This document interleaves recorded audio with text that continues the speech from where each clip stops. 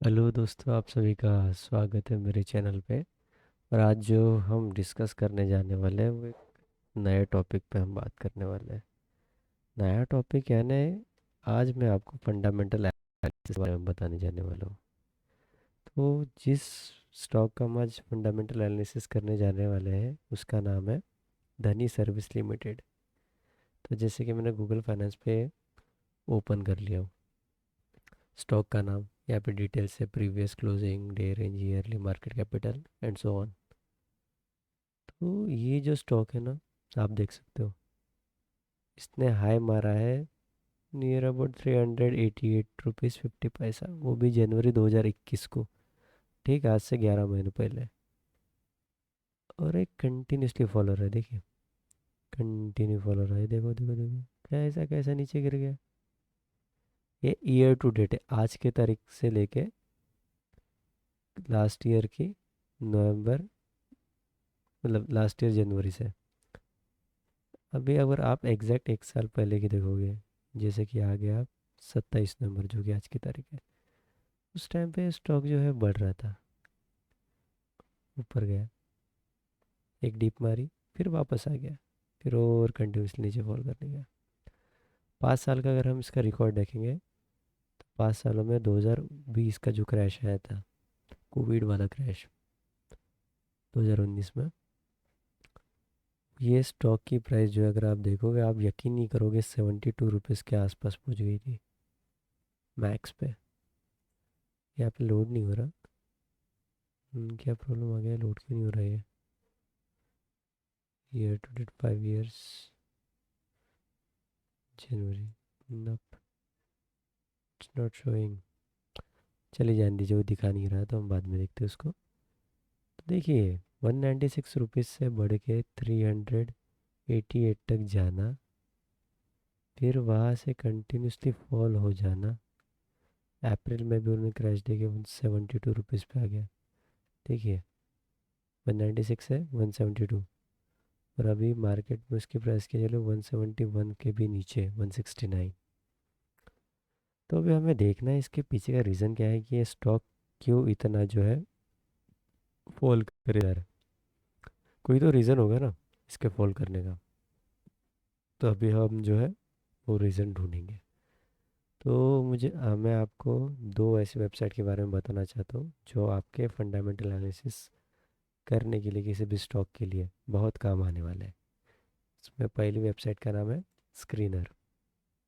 Screener ये free website है, यहाँ पे आपको फ्री में जो भी है each and every detail you will get on this website about your stocks.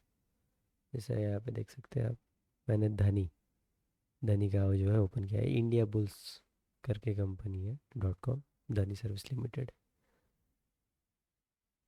तो अब हम देखेंगे कि इस कंपनी का सबसे पहले market capital, P A ratio पे आपको दिख नहीं रहा, क्यों नहीं दिख रहा है इसके पीछे का भी मैं आपको रीज़न अभी ही बताऊंगा आगे में थोड़ी देर के बाद। तो मार्केट कैपिटल है इसका 9,006 करोड़ रुपए का।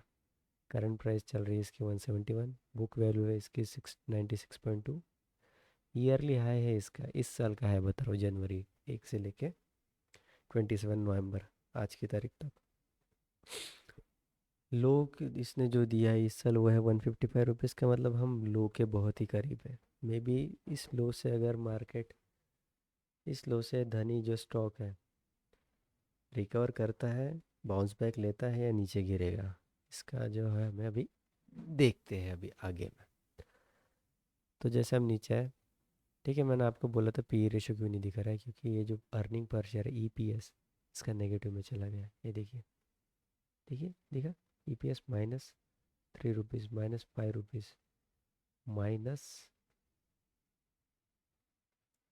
आज की तारीख में -12 रुपये। मतलब यहाँ पे आपने अगर पैसा लगा लिए होगे तो आपका तो पैसा डूब जाना ही है। अर्निंग पर शेयर कुछ भी नहीं है, -12 रुपये है। मतलब आपका जो लगाया पैसा है, अगर आपने अगर 10 भी रुपये लगाया होगा तो -12 रुपये चला गया वो। कोई मतलब नहीं है स्टॉक में अभी इन्वेस्ट करने के लिए, मतलब हाँ, अभी देखते हैं करना है या नहीं करना है, वो तो आपको डिसाइड करना है। R O C, return on capital employed जिसे कहते हैं। R O E rate return rate of equity, rate on equity. जो भी हो नेगेटिव में चल रहा है। ये जो है 3.4%, 40% पे चल रहा है। तो यहाँ पे हम देखते 3 साल में जो है मार्केट का ईपीएस, लास्ट ईयर नवंबर में इसका जो प्रॉफिट अर्निंग रेशियो था वो 68 रुपीज़ 7 था। और ईपीएस अर्निंग पर शेयर जो थी वो थी समथिंग, हाँ, ईपीएस थी इसकी 6 रुपीज़ 82 पैसा। ठीक है, अभी आपको इसका फेयर वैल्यू निकालना है तो मल्टीपल से आपको कैलकुलेट करना पड़ेगा। जैसे 6.82 मल्टीप्लाई बाय 51.2, आपको इसकी वैल्यू मिल जानी है 349 रुपीज़। ठीक है, उस टाइम पे स्टॉक की प्राइस 349 रुपीज़ के आसपास ही चल रही थी। जैसे जैसे ईपीएस कम होते गया, जैसे कि अभी हम देखते हैं अक्टूबर 2019 में इसकी प्राइस क्या थी।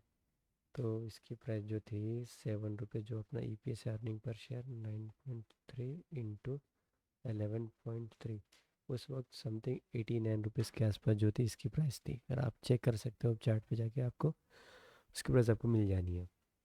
अभी का ईपीएस हम चेक करते हैं। अभी का मतलब जुलाई जुलाई का मैं आपको बता रहा हूँ, जब तक यहाँ पे अर्निंग पर शेयर पॉजिटिव में था 12 हमारा पी था इंटू 7.34, तब प्राइस इसकी 88 रुपीज़ के आसपास चल रही थी। 88 रुपीज़ उसका फेयर वैल्यू थी, उस स्टॉक की फेयर वैल्यू थी। पर उसकी प्राइस तो थी कुछ ज़्यादा ही थी, जैसे कि वो समथिंग 200 रुपीज़ के आसपास उसकी प्राइस होगी यार, थी उसकी प्राइस। तो कंपनी का जो है प्रोस, कंपनी ने जो है अपनी उधारी, डेट कम किया है। पर कंपनी के जो कॉन्स हैं, company has a low interest cover ratio, promoter holding is low, only 30% shares are held by promoters, company has low return on equity, जैसे कि बताया मैंने ROE, rate on return on equity जो है कम है। कंपनी कॉस्ट बोरोइंग सिम है, कंपनी का जो कॉस्ट है बोरोइंग का वो बढ़ चुका है, उन्होंने उधारी जो है ज़्यादा ले ली है। Promoter holding has decreased over last 3 years, minus minus में प्रमोटर की जो है होल्डिंग डिक्रीज हुई है। तो इससे तो ये समझ में ही आ रहा है कि ये कंपनी जो है लॉस मेकिंग में है, फिलहाल तो बहुत लॉस में है। तो कभी भी हमें स्टॉक जब डिसाइड करते हैं हम लॉन्ग टर्म इन्वेस्टमेंट के लिए, तो हमें सबसे पहले देखना है कि वो स्टॉक उस पर्टिकुलर सेक्टर का लीडिंग स्टॉक है या नहीं। सेक्टर एनालिसिस करना हमें आना चाहिए, जैसे कि धनी, ये non financial bank, NBFC company है ये, एनबीएफसी फाइनेंशियल कंपनीज में आता है। तो एनबीएफसी का सबसे बड़ा मार्केट लीडर अभी है Bajaj Finserv, Bajaj finance. These two stocks are market leader finance sector में, फाइनेंस एंड इन्वेस्टमेंट सेक्टर में। उसके बाद है S B I cards, then Muthoot finance, Bajaj holdings, H D F C, M C, Chola fin investment and financial services and Dhani services. Dhani 8वें number पे चल रहा है। नेट क्वार्टर जो नेट प्रॉफिट पर क्वार्टरली -208 करोड़ रुपीज़ है। और रेट ऑफ जो प्रॉफिट पे जो क्वार्टरली रिटर्न होता है वो -5580%। अब सोच सकते हो कुछ भी नहीं है इसमें तो, ये तो अभी डूबती गंगा में है, मतलब डूब रही, ये स्टॉक्स डूब ही रहा है। ठीक है, हो गया। अभी हम इसका क्वार्टरली रिजल्ट देखेंगे, consolidated figure in crores. Stand alone भी देख सकते हैं। स्टैंड अलोन में हमको पर्टिकुलर देखना पड़ेगा, उससे अच्छा कंसोलिडेटेड देख लो ना यार, पूरे चारों पाँचों साल का हमें एक साथ दिख जाना है। तो इसका जो ऑपरेटिंग प्रॉफिट है अभी मैं आपको बताता हूँ। इसमें एक कि अगर कंपनी का जो, हाँ, एक्सपेंसेस और सेल्स, सेल्स और एक्सपेंसेस से हम जो है पता कर सकते हैं कि कंपनी प्रॉफिट में है लॉस में। जैसे कंपनी का सेल्स ज़्यादा हुआ था पर एक्सपेंसेस यहाँ पे जो है सेल्स 566 करोड़ रुपीज़ का हुआ, एक्सपेंसेस कम थे 204 करोड़ रुपीज़ थे, तो हमारा जो प्रॉफिट ऑपरेटिंग प्रॉफिट था वो 362 करोड़ रुपीज़ था। तो इसमें other income 1 crore rupees, interest हमने जो पेड किए थे 182 करोड़, तो इसमें जो ईपीएस भी था वो ज़्यादा था। नेट प्रॉफिट भी हमें ज़्यादा मिला, कितना 121 रुपीज़ का हमें नेट, करोड़ रुपीज़ का हमको नेट प्रॉफिट। यहाँ पे मिला ये। और अभी मार्च का देखते हैं, मार्च में जब कोविड की शुरुआत हुई थी तो ऑपरेटिंग प्रॉफिट ही नेगेटिव में था। यहाँ पे देखिए, सेल्स हुई थी 628 करोड़ पर, एक्सपेंसेस जो था वो था 870 करोड़। तो यहाँ पे तो सीधा सीधा हमारा ऑपरेटिंग प्रॉफिट ही नेगेटिव में आ रहा था।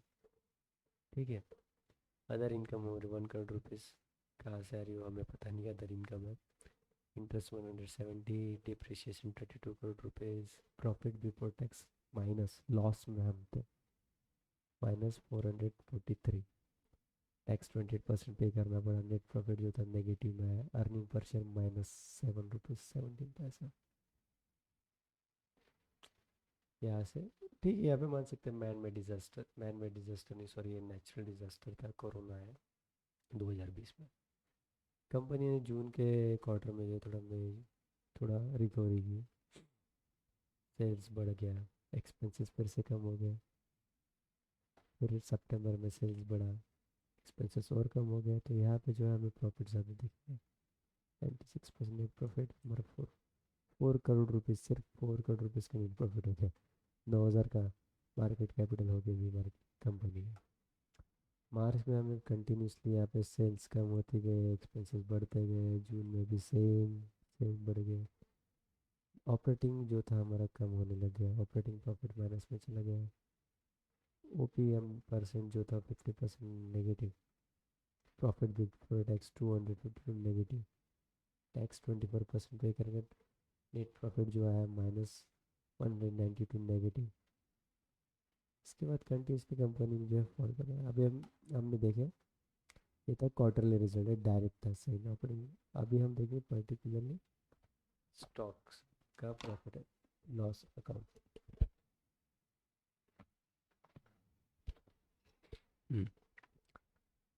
तो प्रॉफिट एंड लॉस देखते हैं हम 2010 से लेके 2021 तक का, एटलीस्ट 10-11 साल का। सेल्स यहाँ से कंटिन्यूसली इंक्रीज हुआ है, 10 में भी इंक्रीज, इसमें भी इंक्रीज, 12 में कम हो गई, 13 में भी कम हो गई, 14 में डबल होगी, 15, 16, 17, 18 में 980 का सेल्स, एक्सपेंसेस 478, ऑपरेटिंग माने 2018 में सबसे ज़्यादा इसने जो है मार्केट ने नेट प्रॉफिट दर्ज किया 210 करोड़ रुपीस का। और अभी जो है मार्केट कंटिन्यू फॉल कर रहा है। अभी मार्च में एक्सपेंसेस देखिए कितने बढ़ गए, 2020 की मार्च की बता रहा हूँ, सेल्स हुआ 2,915 करोड़ का, एक्सपेंसेस कितने हुए 1,952 करोड़ रुपीस के।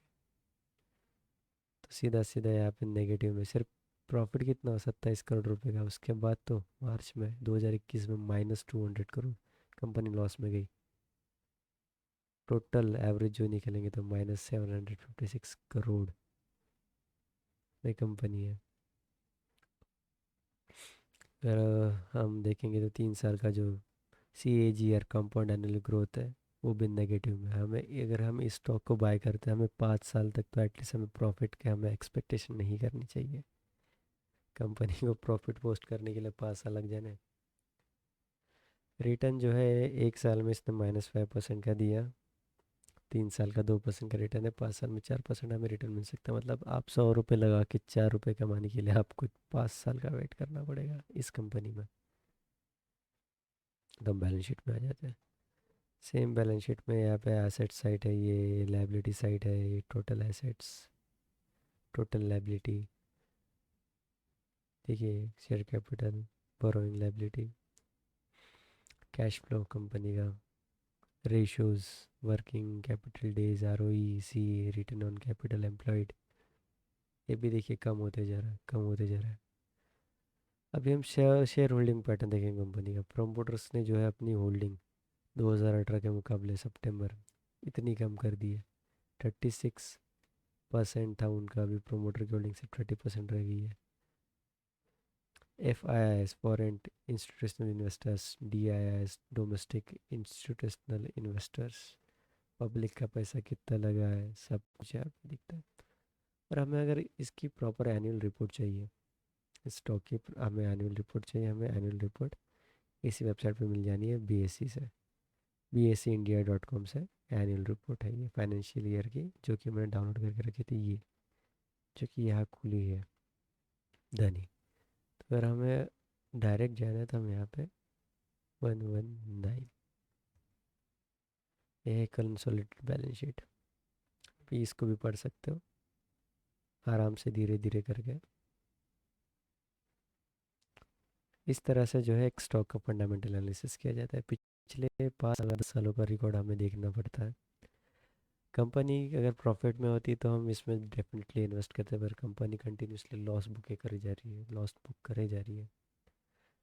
और अभी जो शेयर की प्राइस जो है ऑल टाइम लो, जो इस साल का लो था 52 वीक्स लो के नीचे के आसपास पहुंची गया है। तो मुझे तो ये लग रहा है निफ्टी का हालात देखते हुए कि मार्केट नीचे गया है, तो इसकी भी जो है प्राइस स्टॉक की कम हो जानी है। हम्म।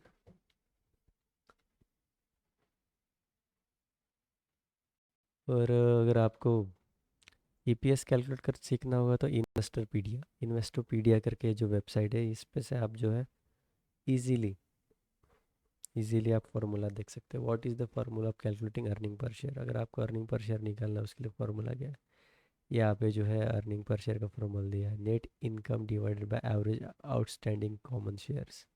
जितने आउटस्टैंडिंग शेयर्स है उसको हमें डिवाइड, नेट इनकम को हमें डिवाइड करना है एवरेज आउटस्टैंडिंग कॉमन शेयर से, आपको अर्निंग पर शेयर एवे मिल जाना है। ये देखिए, देखिए कितना इजी है। जैसे यहाँ पे एक एग्जांपल दिया है, $1.63 ईपीएस। तो इन दोनों वेबसाइट की जो है लिंक मैं अपने डिस्क्रिप्शन में पोस्ट करने वाला हूँ, जिससे आपको इजी हो जाएगा। जैसे आप एक ईपीएस है, प्ले करके दिखाता हूँ मैं आपको। सॉरी सॉरी, ये प्ले करूँगा तो मेरे पे स्ट्राइक आ जानी है। आप चेकआउट कर सकते हो, इस लिंक दी गई है डिस्क्रिप्शन में, आप चेकआउट कीजिए इन्वेस्टोपीडिया और देखिए। तो आज के लिए बस इतना ही।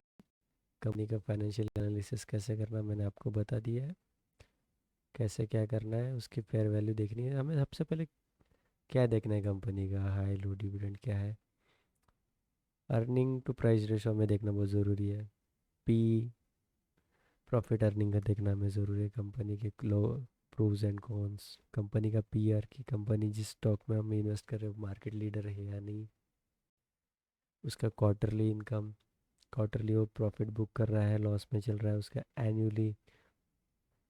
एनुअल ग्रोथ देखना है हमें, कंपाउंडिंग ग्रोथ देखना है।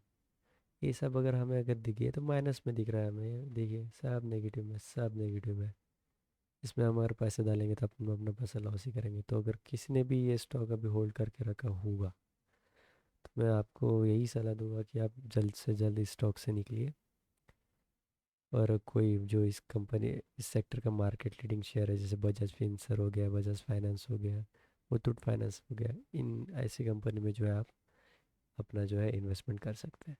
तो बस आज के लिए इतना ही। Thank you. और अगले वीडियो के लिए, कुछ ऐसे ही वीडियो के लिए आप जो है मेरे चैनल से जुड़िए, सब्सक्राइब कीजिए, like the video and share with your friends. जितना ज़्यादा आप शेयर करेंगे उतना ज़्यादा फाइनेंशियली लिटरेसी बढ़ेगी, आपको पता चलेगा कि स्टॉक मार्केट में हमें इन्वेस्ट कैसे करना है, कंपनी का फंडामेंटल एनालिसिस कैसे करना है। तो thank you, thank you for visiting my channel.